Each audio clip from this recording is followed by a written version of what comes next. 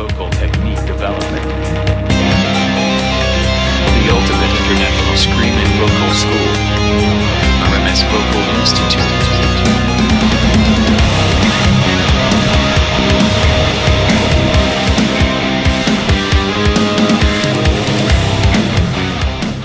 Hi everyone, Soren here, head teacher at RMS Vocal Institute. Today is the first video of a 4-video series where I'll be talking about what to do and what not to do in specific situations or in general. So today is the first video and it's about what not to do with your voice. Hope you like it. The first one we should try to stay away from is whispering. In 2006, Adam Rubin and a team did a big research on 100 people. 69% of these people showed supraglottic hyperfunction, meaning too much tension in the muscle groups above the vocal folds. 13% showed lesser hyperfunction, so not as dangerous in small amounts, but in long periods of time, it might turn into something bad as well. And yes, not everyone whispers the same. And that's why there were some people who didn't have these issues. I would just never recommend you to go for hoping that I'm one of those few people who don't whisper incorrectly or in a bad way.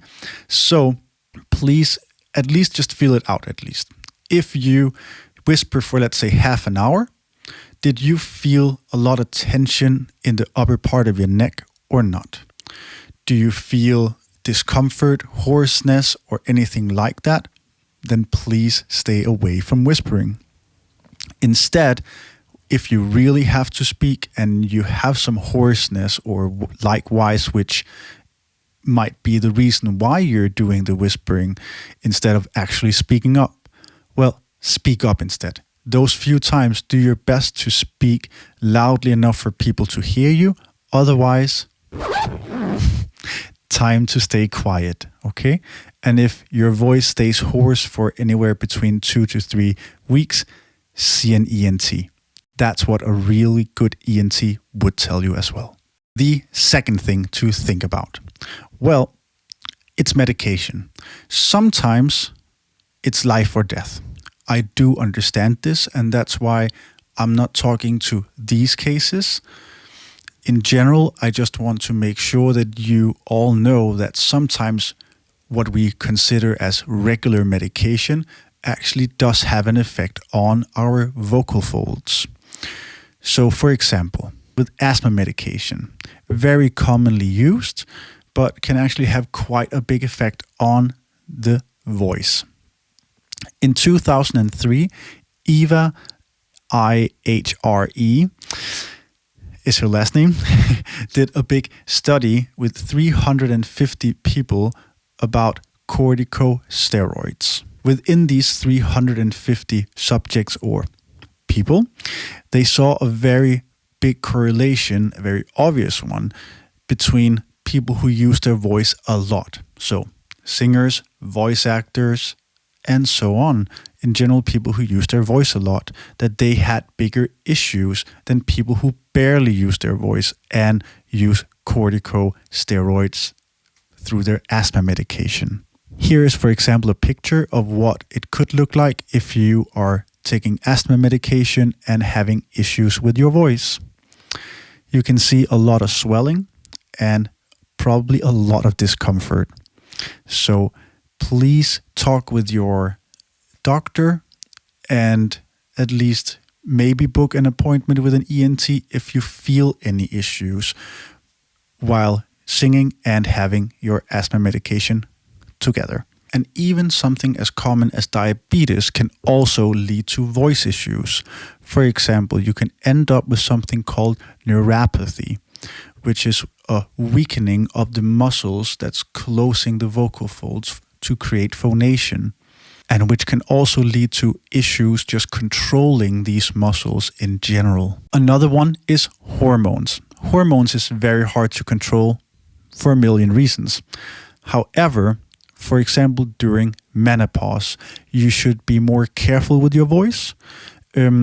You could also be so unlucky that the androgen in your body actually doesn't do exactly what it's supposed to, and you could end up with a deeper voice that is actually irreversible to some extent. So that means operation, or it will stay low and deep. So many things can really occur where we are just not in control of as well. And that's where we really need to see that doctor. Have the chat, say, I use my voice a lot and I am thinking about doing that for the rest of my life. I love singing, I love being in a band, or whatever the situation is. So please speak to them about this and the medication that you are on. And just so you know, what I just explained about diabetes and hormones is explained beautifully in a smaller paper by Dave Carlson and two colleagues of his that they did in 2013. And when it comes to these cool metal sounds that we're making, or rock sounds, we stay away from bam bada bam, air distortion. I have mentioned this before. Anyone saying that air distortion is okay does not understand how the ventricular folds work. It's plain simple. We saw it in France, in Grenoble, with a voice scientist, Nathalie Heinrich, and two ENTs and a speech therapist. It is so obvious that it is not in the same amount of control as any other sound production you can make with your ventricular folds, vestibular folds, or as you also like to call them, false chords. So it doesn't work like that. Please stay away from it. It is so bad for your voice that I don't even know how to put it. So stay away. Anyone saying this is okay has not done the research. And the two very common ones is, of course, any type of smoke or alcohol abuse. We're talking huge amounts every night. Do not do this. It will lead to voice damage, so please stay away from these two things as much as possible. If you are a smoker, then slowly decrease the amount of smoke that you are inhaling. Alcohol, I would say exactly the same. I really hope that this was informative. It's not a regular video where it's do not do this, do not do this, do not do this, because there's a lot of studies done showing that a lot of those common things that you get told you shouldn't be doing, there's no real academic, scientific proof of these things. So please know there's a lot of things you can do, which I will basically go into in my next video. So it's not that black and white. However, some things would be really smart not to do. But here's at least some of the things you should look out for. Whispering is probably the most important one. But of course, if you are doing medication, then please think about these things as I mentioned as well. And of course, alcohol and smoking. So I really hope that this helped and put some thoughts in your head about what not to do and what to look out for. So have an amazing day and see you for the next video. What to do with your voice to stay strong, healthy, and have a happy voice. And do not forget to subscribe to our YouTube channel if you liked the video.